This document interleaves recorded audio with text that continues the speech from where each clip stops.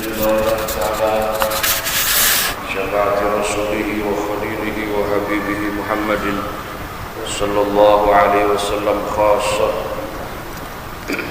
على ما نوينا وعلى ما نووا سلفنا الصالح وبنية أن الله تعالى يبلغ مقاصدنا ويسر أمورنا دنيانا وأخرانا ثم إلى حضرة من هدينا الفاتحة لهم وذكرنا أسماءهم بهذا المجلس خصوصا جميع مؤلف كتبنا المخلصين ومشايخنا بنا مكان نخص خصوصا بذكر الشيخ جلال الدين السيوطي والشيخ يا الله عمر النووي البنجاني وأصولهم وفروعهم من الله تعالى يتغشاهم بالرحمة والمغفرة. الفاتحة. أعوذ بالله من الشيطان الرجيم. بسم الله الرحمن الرحيم. الحمد لله رب العالمين الرحمن الرحيم مالك يوم الدين إياك نعبد وإياك نستعين صراط المستقيم صراط الذين أنعمت عليهم غير المغضوب عليهم ولا الضالين آمين. بسم الله الرحمن الرحيم. قال الشيخ الإمام المؤلف رحمه الله تعالى وأدام النفع وببركة علومه في الدارين. يا الله يا رب العالمين ويا مجيب السائلين. Masih bab ke 32 ya, Fadilatit Tawadu, hadis-hadis yang berkenaan dengan kemuliaan atau keutamaan sifat tawadu, sifat merendah ya. Nanti semakin kesana semakin paham kenapa kita disuruh nunduk ya. Apalagi zaman sekarang susah sekali nunduk, maunya apa? Mentelang gitu. Tahu? Melihat orang maunya apa? Melotot. Nggak tahu, nggak punya persoalan saya Pak. Orang lihat saya kalau yang mentelang aja. Kayaknya nggak punya urusan saya sama dia kalau yang mentelang aja. Hah? Kenapa ya? Salah makan atau apa ya? Nggak boleh ke apa itu bahasanya itu, kesinggung dikit, masya Allah ngamuk. Menurut saya ini pasal ini mantap ini untuk kita terapkan ya.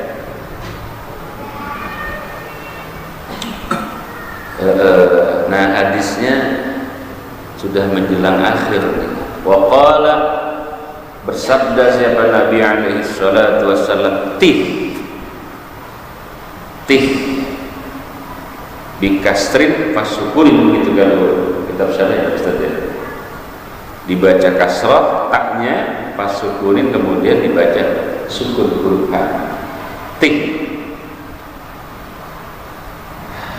itu maknanya nggak enak, sombonglah kamu lah, disuruh sombong juga. Alat tiahi, atas orang yang memang sombong banget. Awas nih, kita dulu jangan dipakai dulu. Saya hadis ini saya reduksi dulu kemana maunya gitu ya, jangan langsung diamalin. Jadi tih apa maknanya? Sombonglah kamu. Tih itu maknanya takabbur. Sombonglah kalian. Alat tiyahi, atas atiyah maknanya mutakabbir, orang yang sombong. Fa inna tiha, karena sesungguhnya sombong, alat tiyahi, atas orang yang sombong lah itu, yaitu shadaqatun, dihukumi impas. Oh jangan dihukumi sedekah, nggak mau sedekah cukup sombong aja. Makanya hadis ini harus direduksi dulu, jangan langsung ditelan diamalin. Ya makna awalnya sedekah, jadi sombong, atas orang sombong dihukumi apa? Sedekah. Apa itu maksudnya? bisa begitu. Ya, tapi kalau kita mau reduksi, kita membalas kesombongan orang. Nah, itu gitu. Itu menjadi sedekah bila kita itu memang nggak sombong jadi orang. Dasarnya memang kita tidak sombong, kecuali memang kita sombong. Kemudian yang kita hadapi orangnya juga apa? Itu mah ya kumpulan orang sombong namanya. Main sombong-sombong apa sih gitu. Kali ini tidak. Kata Nabi, sombonglah kamu kepada orang sombong. Artinya apa? Kita tuh tidak sombong sebetulnya. Yang tahu nggak sombong siapa? Ya orang. Jangan ngaku dewek. Kalau ngaku itu subjektif.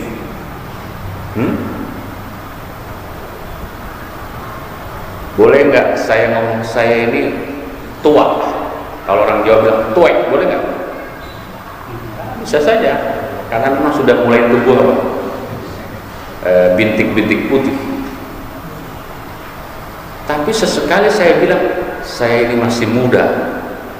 Boleh nggak saya ngomong begitu? Ya ngaku sih boleh aja.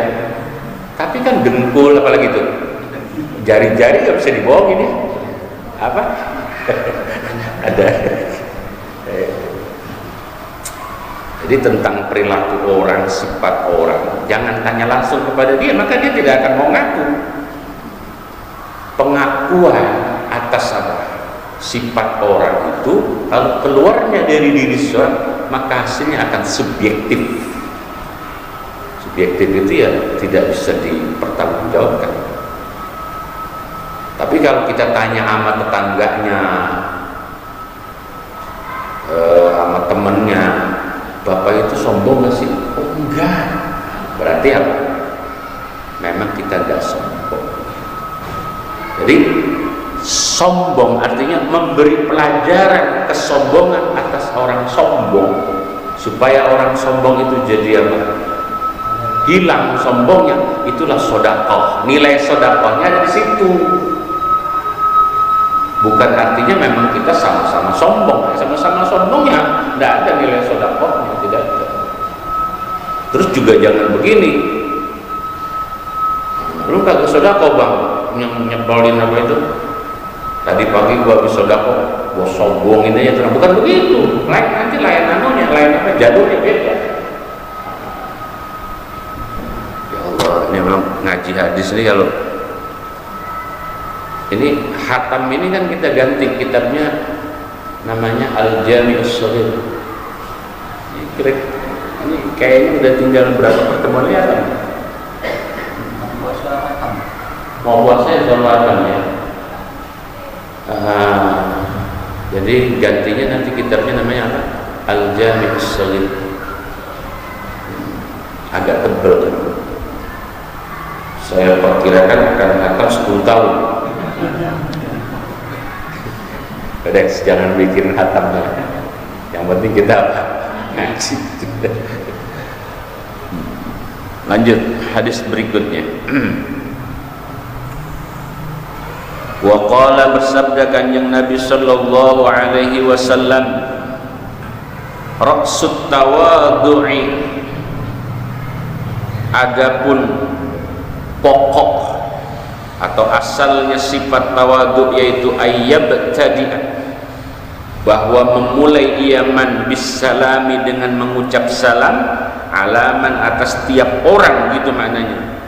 Laqiyahu, yang menjumpai siapa, ya Allah ya Karim, man yang dekat akan man yang lain.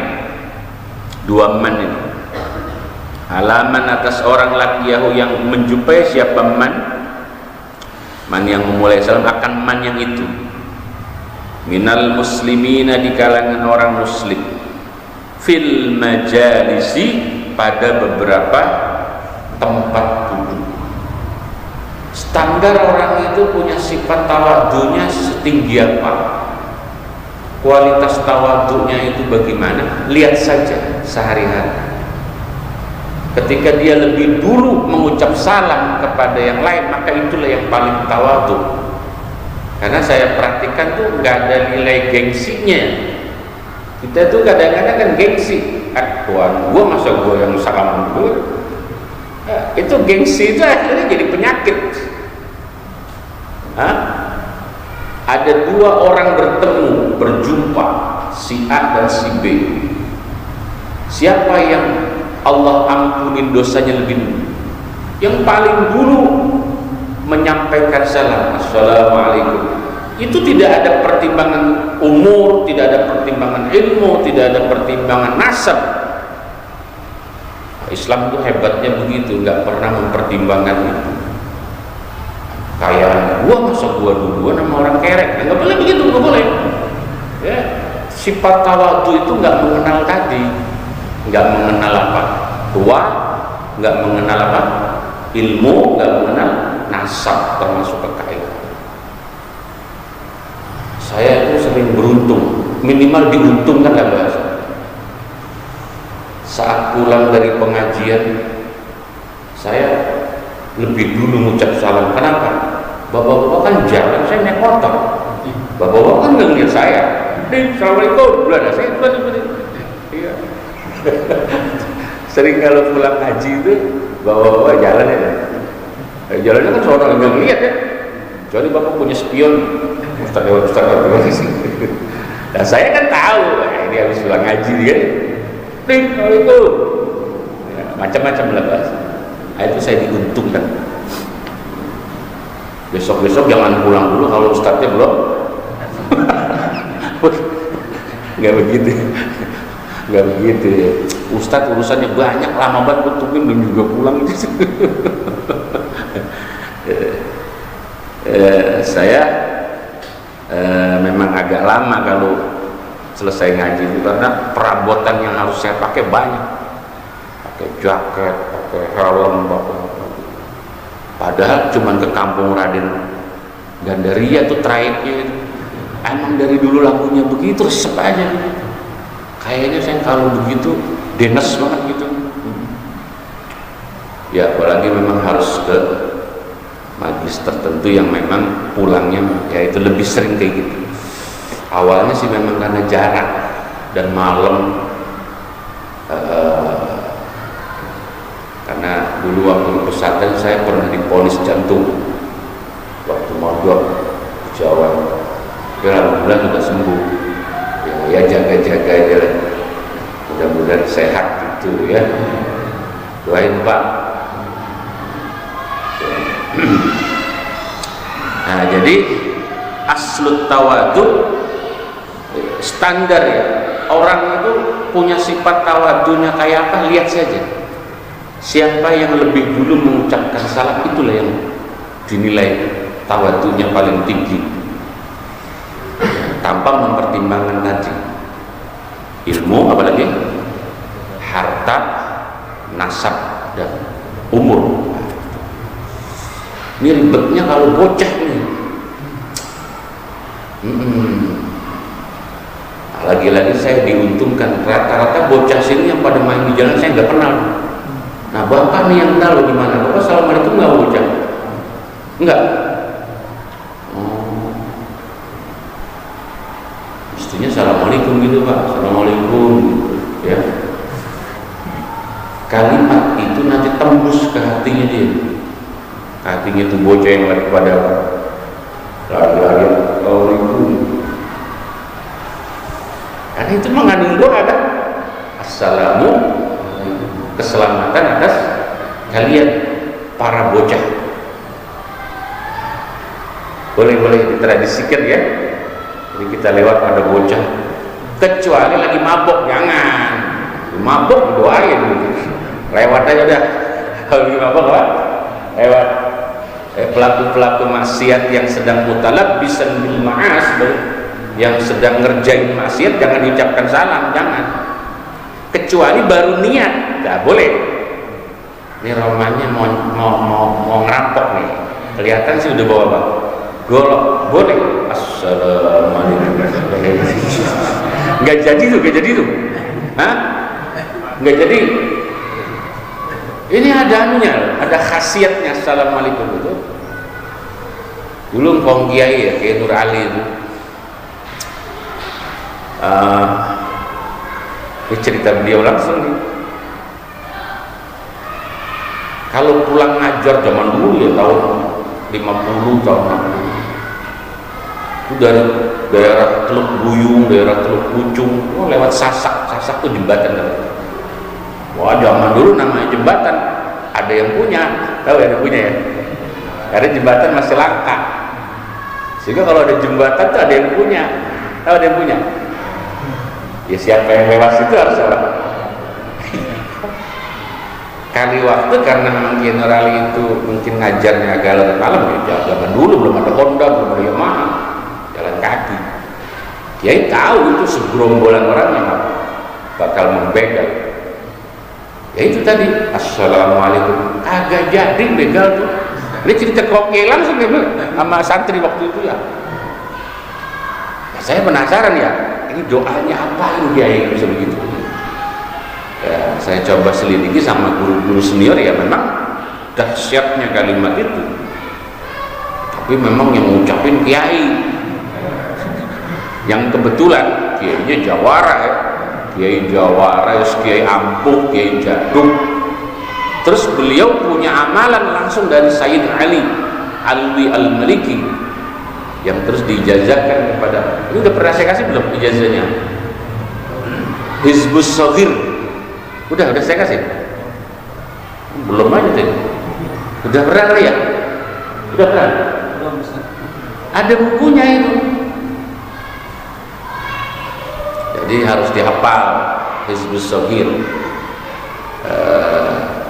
Ya Wadud, ya Dzal Arsyil Majid, ya Fa'al lima yurid, isbi marati wa tawil umuri wa aksir amwali wa ahbib ilayya nasal amin. Banyak itu doanya. Itu Kaf ha ya ain shad kifayatuna, hamim ain sin qaf himayatuna. Itu belum. Kapan-kapan deh ya, kalau saya ingat ya, jangan diingetin.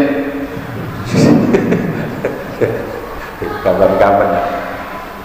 Enaknya sih gabungan gitu supaya plus langsung sekali semua ya. Nggak ada syarat apa-apa ya, yang penting jalanin. Habis sholat maghrib sama habis sholat subuh cuma 2 kali doang berarti. Pendek. Kalau kita hafal tuh paling nggak nyampe 10 menit kalau kita hafal, tapi kalau nggak hafal ya kira 15-20 menit. Jadi cerita dahsyatnya assalamualaikum itu ya tadi mampu apa tadi bahasanya, meredam nafsu dia. Tapi kita ya sekarang lihat-lihat dulu, kadang-kadang ya kurang cocok kita sampaikan. Yang kita nggak boleh sampaikan kan kemarin itu orang lagi maksiat, termasuk maaf agamanya nggak sama sama kita. Bagaimana kalau agamanya nggak ketahuan, orang kita nggak kenal sama dia? Kalau yang kita kenal kan nggak ada tanda-tandanya lagi. Kalau dia pakai di sini apa? Kan kelihatan namanya, nggak ada tandanya. Bagaimana? Nah, kita pakai perangkat ayat ya, surat Al-Anbiya kalau nggak salah. Wa idza khatabahumul jahiluna qalu salam walladzina yabituna li rabbihim sujada wa qiyama ila akhiri sampai rabbana hablana. Itu dia ayat rabbana hablana min azwajina ada di situ. Orang-orang yang disebut ibadur rahman, hamba-hamba Allah yang rahman itu orang yang ketika berjumpa dengan siapapun yang dia nggak kenal, dia akan mengatakan assalamualaikum. Paling tidak zahirnya ayat begitu. Nah, berarti kan termasuk dalam ayat itu orang yang status agamanya belum kita ketahui, karena memang nggak ada tanda-tandanya. Tapi kalau sudah ada tandanya atau sudah jelas-jelas kita ketahui dia orang non-muslim, tidak boleh. Ya, salah satunya apa tadi? Untuk mereduksi, meredam niatan tidak baik menjadi hilang. Boleh Pak praktekin, Bapak jalan aja malam-malam jam 1 Pak. Terus ada orang bawa-bawa golok, assalamualaikum, tapi siap-siap lari, muridnya agak mempan, assalamualaikum, udah lari terus menyelamatkan diri. Tapi kalau yakin, insya Allah, yakin nggak? Tatonya banyak Pak, berani? Ya Allah, ya Allah, ya Allah, ya Karim. Lanjut. Hadis berikutnya, waqala, bersabda Nabi sallallahu alaihi wasallam, al-karamu at-taqwa. Al-karamu adapun kemuliaan seseorang, yaitu at-taqwa, karena ketakwaan.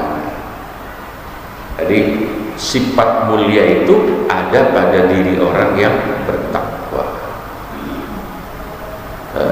Wasyarafu adapun apa itu? Sama sebetulnya karam wasyaraf.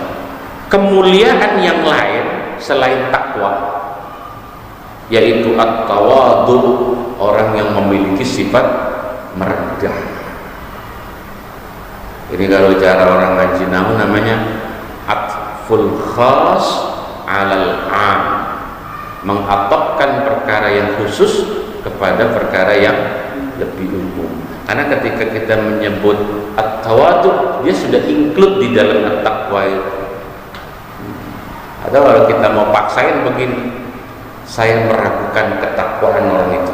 Kenapa? Sombong banget lah. Boleh kan? Kalau kita mau kembangkan, karena orang yang punya sifat takwa itu pasti dia bisa menjaga akhlaknya, tawadhu. Kok sombong? Berarti kan saya meragukan apa? Ketakwaan. Dia apa ya? Coba lihat di dalam kitab syarahnya. Rasul ini ngomong barusan itu punya kehendak apa? Arada sallallahu alaihi wasallam bidzalika annan nasa mutasawwawna gitu bacanya. Kayak kita baca marhaban itu. Wal mala sallu apa sallau? Wal mala sallu alaina, begitu kan? Allah ya Nabi, gitu ya dia. Wal mala sallu atau sallau?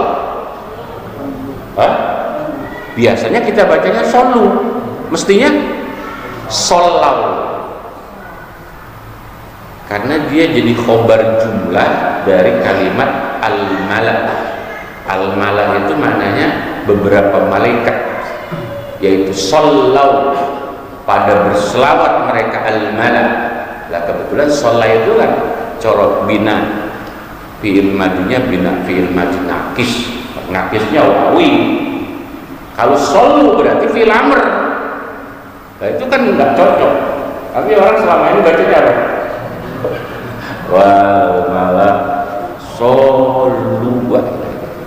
Saya cuma gatal doang kadang-kadang kuping. Ya ilahi mana semuanya kan? Iya memang kalau nggak ngerti bahasa begitu. Marhaban ya nurul itu juga nurul apa nurul? Biasanya bacanya apa? Nurul. Hampir semua nurul. Lah kuping saya gatal. Mestinya kan apa? Nurul. Kenapa dia nurul? Kenapa? Ini baru semalam ini kejadian, santri lagi muzakarah. Saya udah pulang kira-kira jam 10 ya. Kok ini diskusinya belum kelar-kelar santri? Padahal santri kelas 1 ya, bukan kelas 2 ya. Saya udah masuk keluar lagi, itu saya lihat di kelas masih pada debat. Debat apa ini? Ya gurunya rumahnya orang payah juga saya lihat. Ditanya bingung. Pas pembahasannya babul munada, bab yang menjelaskan tentang apa? Munajat. Lah, al-munajat itu masuk ke ranah al-mansubat, isim-isim yang dibaca nasab. Berarti tadi apa itu? Ya nurul aini itu berarti munada, ya-nya harfun nida. Lah, nurul aini itu berarti munada apa? Mudhaf. Munada mudhaf itu mabninya ala fathi gitu. Ya Rasulullah, bukan ya Rasulullah. Ya Rasulullah, salamun alaik gitu. Ada harus fathah. Kalau ada santri itu mahasiswa semester 6 di PTIG, itu yang nyebabin lama ya, gurunya kelepek-kelepek juga. Kenapa munada mufradul alam atau nakirah maksudah itu mabninya atas dom? Jadi ya Muhammadun atau ya Muhammadu? Hah? Pakai tanwin apa enggak pakai tanwin? Enggak boleh pakai tanwin. Kita bacanya apa? Ya Muhammadu. Kenapa ya Muhammadu? Ya karena dia munada mufradul alam. Status isim mufrad dan dia nama dari seorang, rupanya Nabi Muhammad. Ya Muhammad. Pertanyaan tuh santri yang mahasiswa itu, kenapa ini maksudnya munada mansubat, tapi dia dibacanya apa? Doma. Doma itu kan marfu'at. Wah itu tuh guru pada klepek-klepek. Wah itu pantesan belum juga kelar dia debatnya itu.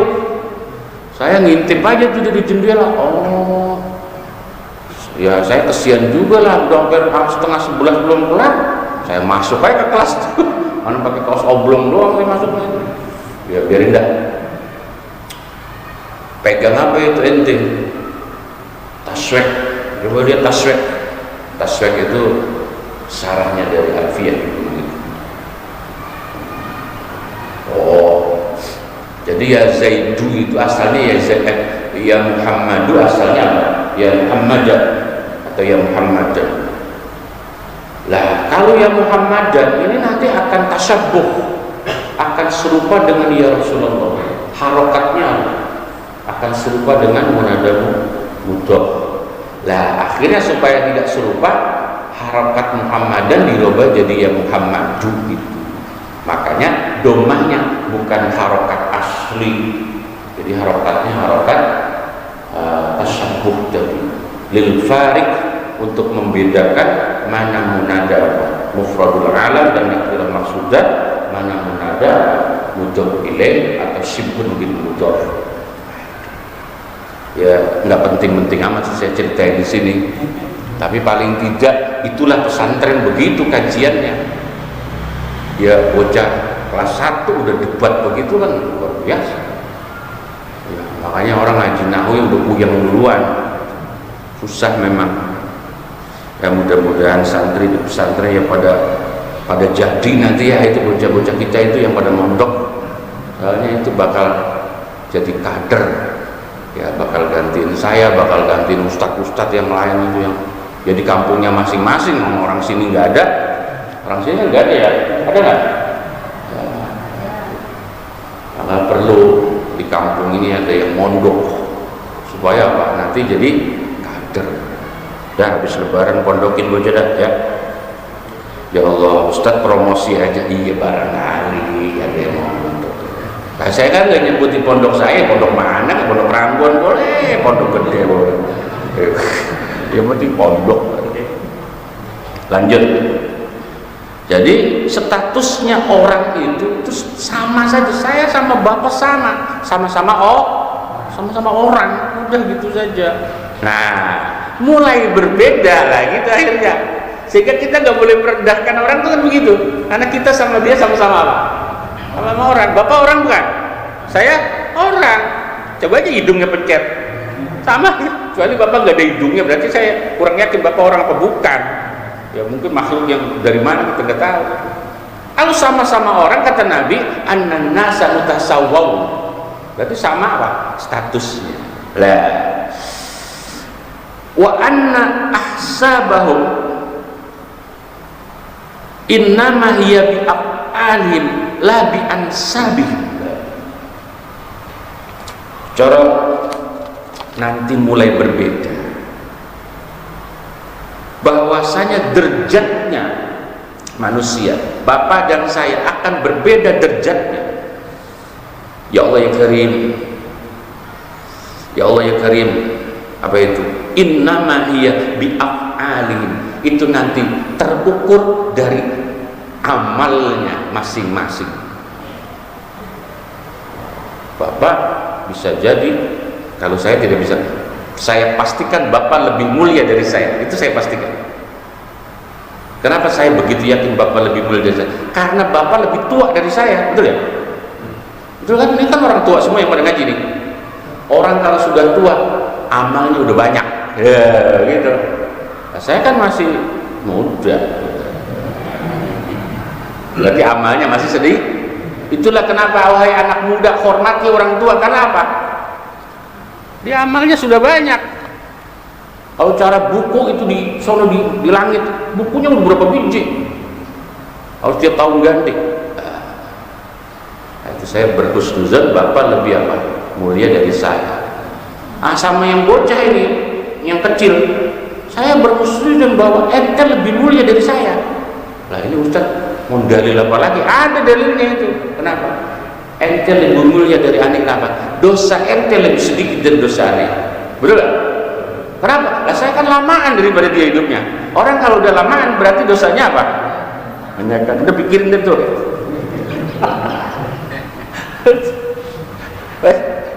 Ini yang ngomong Imam Ghazali loh, bukan saya. Ya, Imam Ghazali ngomong gitu. Jangan pernah meremehkan orang. Karena status kita sama-sama apa? Belum jelas. Itulah akhirnya sifat tawadhu. Tawadhu itu menjadi beda kita antara kita. Lawanlah kesombongan dengan tawadhu. Biar orang mau lagu apa kayak kita mau begitu aja udah. Ya, sepakat ya sampai situ ya. Orang mau sombong kayak apa pun biarin aja. Dan juga disakit sendiri.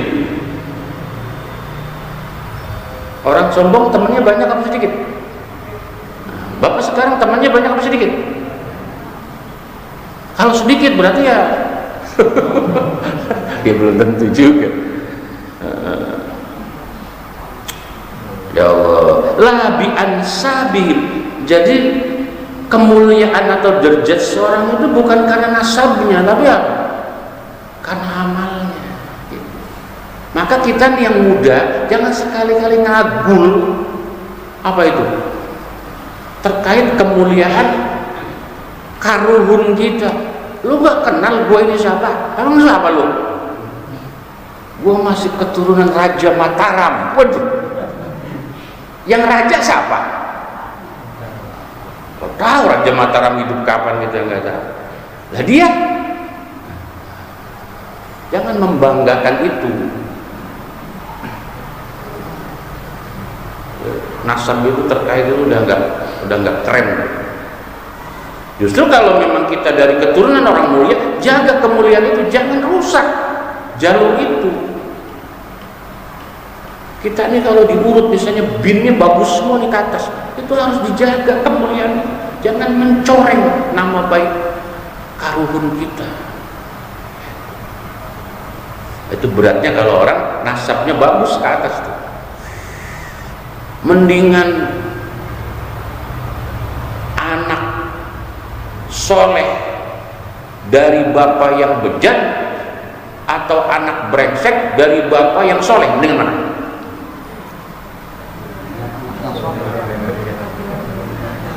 Ini harus dipilih Pak, jangan masang dewek gawat.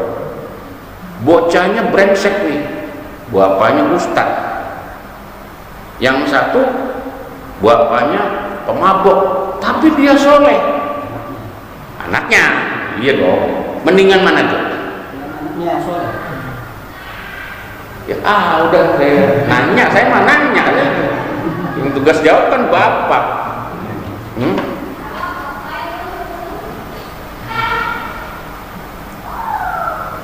saya masih setuju lebih baik orang tua yang soleh walaupun anaknya tidak soleh. Saya lebih setuju itu. Jadi begini sejarahnya ya, kita nggak pernah tahu nasib anak kita, tapi kita sebagai orang tua jangan kehilangan kesolehan. Itu saya sarannya. Itu tafsir ayat inna min azwajikum wa auladikum aduwwan lakum fahdharuhum. Jadi sebagian di antara kalian ada yang istri-istrinya itu nanti jadi musuh. Sebagian, enggak semua. Demikian juga sebagian di antara kalian ada yang bisa jadi anaknya jadi musuh. Fahdharuhum. Fahdharuhum itu artinya apa? Maka perlu kita memiliki kekhawatiran tentang itu. Upaya kita tentang itu apa? Terus saja kita menjaga kesolehan. Secara ini maaf nih, saya panjang-panjangin karena ini sebentar lagi kelar nih bab yang akan datang apa? Lain lagi ya. Somtu. Ini nggak kalah bagus ya sifat yang itu. Terus saja kita jaga kesolehan kita. Sehingga lahirlah ucapan seorang ulama di zaman modern begini ini, sepertinya wis ora usum. Apa wis ora usum itu? Sudah bukan wayahnya lagi memberi nasihat kepada anak itu lewat kata-kata. Itu kata seorang ulama, Syekh Hamim Jazuli Gusmi. Sekarang itu wis ora usum, nasihati anak pakai apa? Kata-kata. Karena biasanya dia dinasihatin lewat kanan terus nyeplos kemana? Akhirnya nggak dipakai kan? Gitu. Capek rasanya nih gue nasihatin anak. Orang tua sering ngeluh gitu. Ada yang kagak nyeplos aja Pak. Masuk kanan keluar lagi di situ juga. Karena qaswata qulubihim, hatinya sudah mengeras. Ciri-ciri orang hatinya sudah keras itu, kalau dinasehatin itu nggak mempan. Itu namanya orang hatinya sudah keras. Keras itu kalau dia tuh mati. Hati kalau udah mati, inna lillahi wa inna ilaihi. Maka sudah bukan musimnya, wayahnya menasehati anak dengan kata-kata. Terus bacakan Al-Fatihah. Seperti isi khutbah kemarin saya sampaikan itu. Bacakan Fatihah. Anak satu, Fatihahnya satu. Anak 10. Sebut tuh nama anak kita. Yang pertama ila hadrati waladi, siapa namanya? Hasan bin Hasan. Kalau ada namanya pemain kan? Enggak ada yang namanya Hasan kan? Ila hadrati waladi Abdurrahman. Ada yang namanya Abdurrahman kan? Kenal saya itu. Cuman bapaknya saya nggak kenal. Ya, ila hadrati siapa ya? Marzuki. Ada yang namanya Marzuki? Kenal saya. Ila hadrati Asep. Ada yang namanya Asep? Kenal. Al-Fatihah. Begitu. Bapak baca taktil, pejamkan mata, bayangin wajah anak. Ya kita empat dikit sama anak tuh, ya, anak kita pakai empat, darah daging kita ada di situ, ya. Al-Fatihah. Yang khusyuk, pejamkan mata, baca yang tartil, yang pasang. Biarkan cahaya Fatihah itu masuk ke dalam tubuhnya, biarkan.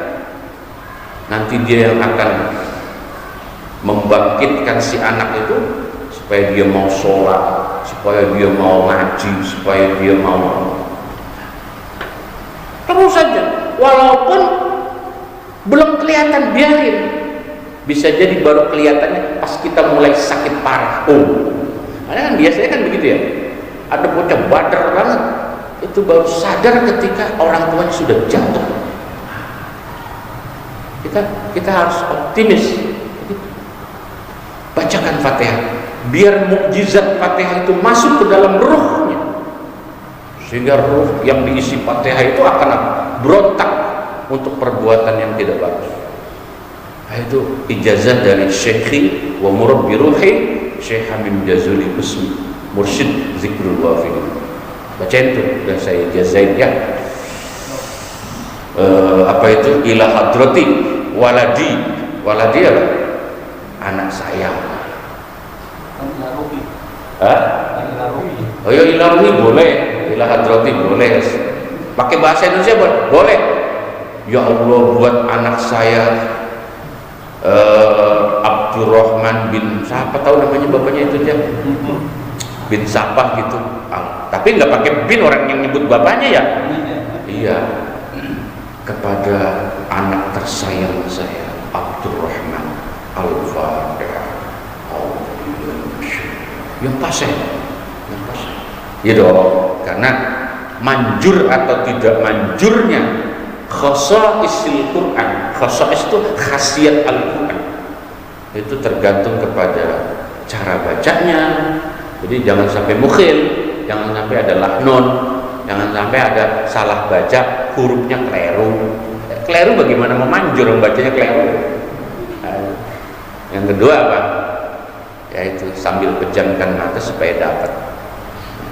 Biarkan terus, jangan bosan setiap habis sholat, terus. Spesial malam hari itu ya, laporkan kepada Allah situasi anak kita, situasi orang yang hidup di lingkungan kita. Laporannya sama Allah, jangan sama orang. Kalau orangnya nggak ada solusi kadang-kadang. Dan nangis sama Allah itu. Anak saya sekarang sedang di sana. Ya Allah, apa itu namanya? Saya kirimkan Fatihah, semoga Engkau jaga mereka supaya tetap mau sholat, tetap mau ngaji, tetap mau baik. Jangan Engkau kurangi rezekinya, jangan Engkau cabut keberkahan hidup. Itu sampai nangis-nangis gitu itu. Kalau nangisnya sih saya nggak usah ajarin, masa pada nangis nih. Ya, paling nggak saya motivasi begitu. Bini, maaf ya Bu, nyontoin bini dulu. Aduh, bini saya bader banget ya Allah gitu. Agak pernah bilang kalau keluar, saya sering kehilangan bini ya Allah. Bapak tahu nggak orang laki sering kehilangan bini? Asal pulang bini kagak ada, asal itu namanya orang laki sering kehilangan apa? Bini. Ya, kemana biasanya itu ibu-ibu kalau laki pulang kagak ada? Ke tetangga, ke warung. Kalau ngaji ya, majelis taklim. Ya, dan kalau ke mall nggak tahu dah, soalnya kan biasanya kalau nggak punya duit nggak kesana. Laporin kepada Allah, jangan ceritain nama tetangga, itu aib bang. Masa bini diceritain ke tetangga, itu kan aib. Bini begitu tuh cerminan kepala rumah tangganya, sama saja membuka aib kita itu. Jangan ceritakan kepada sembarang orang. Ibu ya sama Bu, doanya begitu, ya Allah, laki begitu ngomong Allah. Bukan saya loh itu yang bocor di bibir. Ada yang nyebut juga gitu. Laporin Bu sama Allah. Laporin. Hah? Ibu-ibu diem-diem bocor ya. Ada aja itu juga aja itu. Iya. Siapa nama lakinya Bu? Al-Fatihah, begitu maksudnya. Biar cahaya Fatihah masuk ke dalam ruh lakinya dewek. Jangan laki orang doain. Ingat, nggak bakal manjur laki orang doain dulu.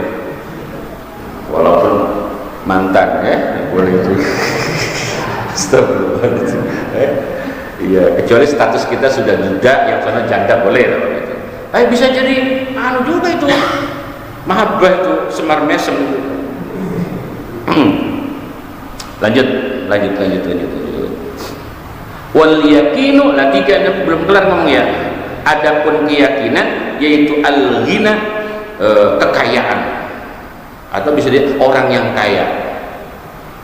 Bapak ini kaya atau enggak tergantung yakin apa enggak dengan rezeki Allah. Kalau Bapak yakin dengan rezeki Allah setelah ikhtiar, pasti Bapak kaya. Orang kaya ya ini. Al-abdu hurrun in qani wal hurru abdun in tami'. Apa?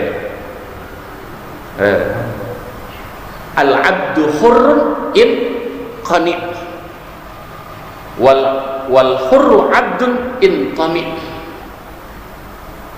Seorang budak itu, seorang budak zaman dulu ada budak, itu disebutnya orang yang kaya, orang yang merdeka ketika dia qanaah, nerima, sekaligus yakin Allah nggak pernah ketuker ngasih rezeki orang, sakingnya. Wal hurru abdun, orang kaya itu bisa jadi budak statusnya, intomi kalau dirakus. Betul ya? Itu kama qala laba hukama, seperti daunnya para ahli hikmah. Apa tadi? Al-abdu hurrun in qani wal hurru abdun in tami'. Masya Allah. Wal yaqinu al-ghina, keyakinan itu adalah sumber kekayaan. Nah, kita baca dalam ayat anna man tayaqqana, itu penjelasan di dalam syarahnya begitu. Anna lahu rizqan qaddara lahu la yahtau istaghna anil jaddi fit talab, rawahu Ibnu Abi Dunya ila akhirih. Tapi katanya hadis ini statusnya dhaif katanya, wallah. Tapi ini bisa buat motivasi. Orang yang yakin Allah tidak akan keliru ngasih rezeki, dia nggak pernah merasakan kemiskinan. Sebab dia akan sungguh-sungguh melangkah menjemput rezeki itu ada di mana. Bapak itu bisa miskin sendiri walaupun bapak jadi kaya kalau bapak nggak yakin. Kayaknya udah 30 hari saya melangkah ke kiri, ke kanan, ke depan, ke belakang, belum ada itu rezeki, berarti belum yakin kalau baru kayanya. Masih ada hari ke-31, tinggal ganti bulannya aja dan satu lagi.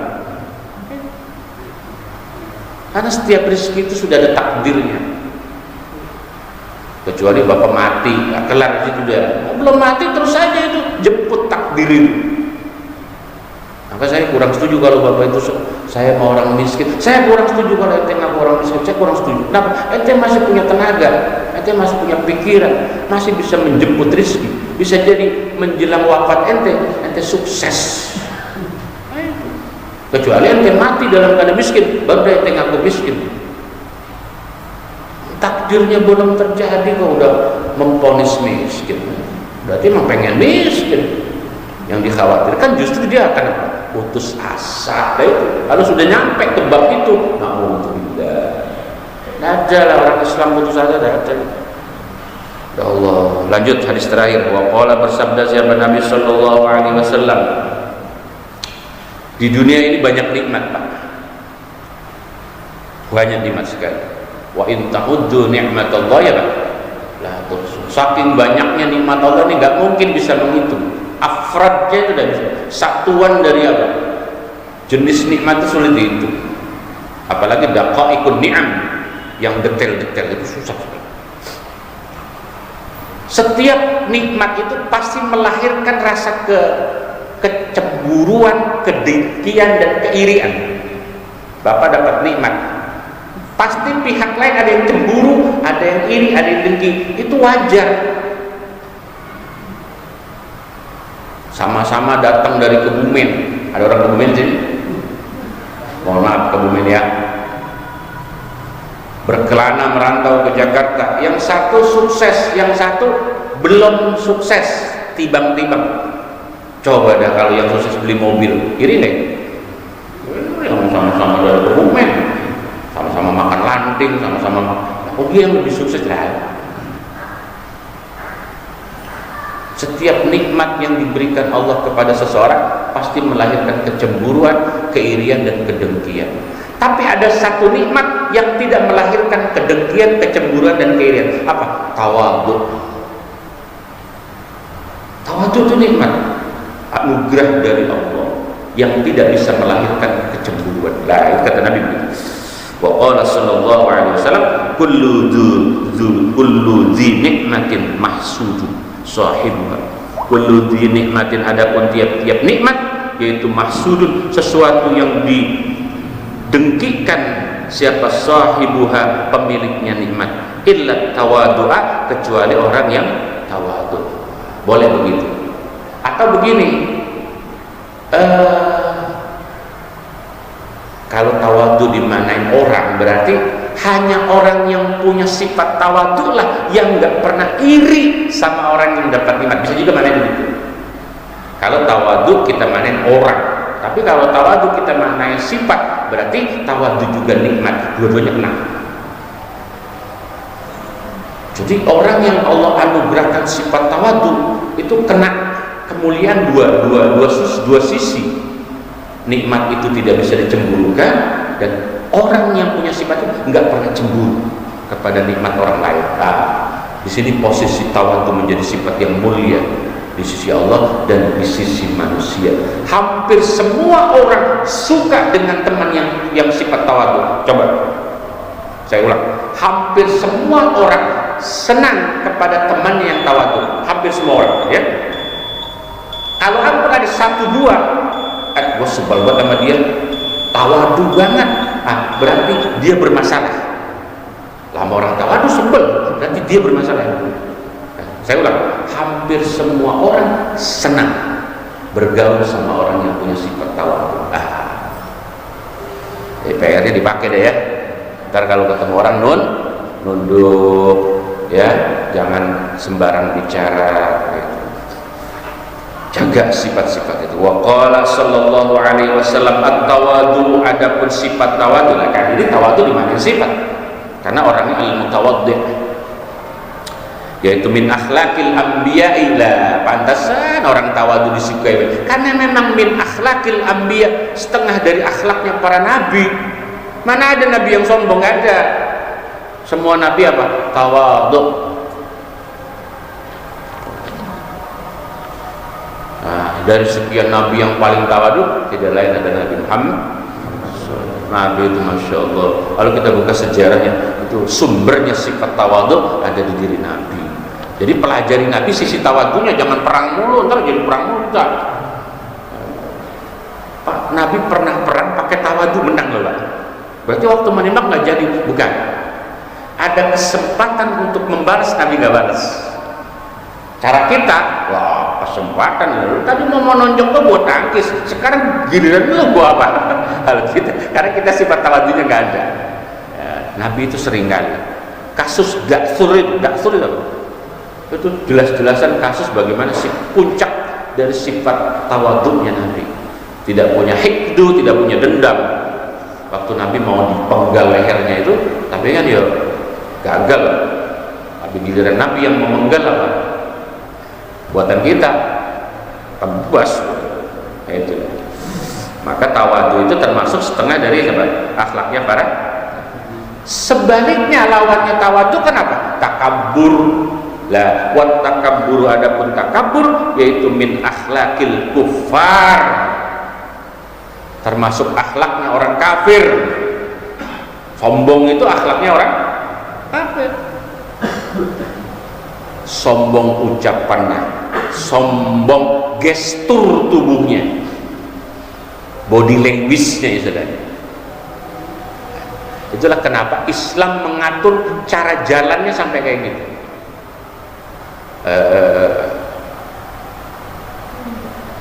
Wa ibadur rahman alladzina yamshuna fil ardi hauna. Hauna ay ghairu takabbur. Orang-orang pilihan itu orang yang ketika jalan, kalau dia jalan itu hauna, langkahnya diatur, jangan ketara sombong. Bawa motornya, makanya motor yang knalpot keras itu bukan orang Islam. Hati-hati anak muda yang knalpotnya, itu bukan akhlak orang Islam. Maaf nih yang punya motor knalpotnya keras, di mana akhlak Islamnya? Sampai sekarang kenapa saya nggak mau beli motor Yamaha King, itu alasannya. Saya belinya Scorpio. Scorpio adem, saya kan orangnya adem. Yamaha King kalau ada orang sakit gigi saya pikirin itu. Maaf ya para penggemar motor itu, maaf. kurang cocok saya main begitu, kurang cocok. Ya mudah-mudahan setelah ini ditukar sama Scorpio. Jangan ya. Ini yang paling parah ini. Apa maksudnya saya tanya? Udah kenal potnya begitu, apa maksudnya? Ya jawab sendiri yang baru punya. Nggak punya. Kampanye. Kampanye. Enggak, belum kan kampanye. Kalau kampanye, ini yang paling parahnya terakhir. Wal fara'inah, sifat sombong itu mewariskan akhlaknya Fir'aun. Wa fara'inah itu apa ya? Sebangsa Fir'aun. Wa qala sallallahu alaihi wasallam, di puncaknya sifat yang paling dibenci oleh Allah, sombong tapi kepada orang yang tidak pantas disombongi. Mana dapat siapa orang itu takabbar, sombong yaman alal fuqara, jelas-jelasan ini orang tertindas, orang lemah, orang fakir, kok kita sombong? La'anahullah, la'anahu, saya akan melaknat akan orang tadi. Siapa Allah? Dilaknat Allah. Langsung orang sombong sama orang fakir langsung dapat laknat Allah. Ambles hartanya, bangkrut usahanya. Hati. Ya Allah, wa man takabbara, wa man ada siapa orang itu takabbar, sombong yaman alal ulama, atas ulama, sama ulama kok sombong, akhza'ahu, niscaya akan menjatuhkan Allah akan dia, langsung dijatuhkan sama Allah itu. Enggak berasa, akan hina dengan sendirinya. Ada dua orang yang harus Bapak waspadai. Pertama orang fakir miskin, yang kedua para ulama. Jangan Bapak sombong sama dua orang itu bahaya sekali. Kalau yang pertama dapat laknat, yang kedua akan dijatuhkan oleh Allah Subhanahu wa taala. Wallahu a'lam bishawab. Silakan kalau ada pertanyaan. Ada? Ya Allah ya Karim, ya Allah ya Karim. Al-Fatihah.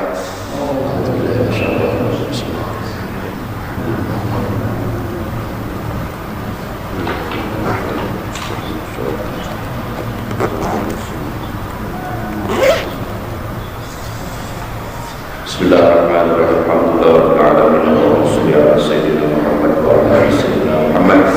Allahumma anfa'na bima 'allamtana wa 'allimna bima yanfa'una.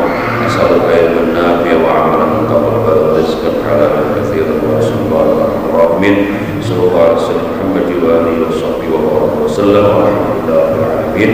Kita ridho, minta maaf. Assalamualaikum warahmatullahi wabarakatuh.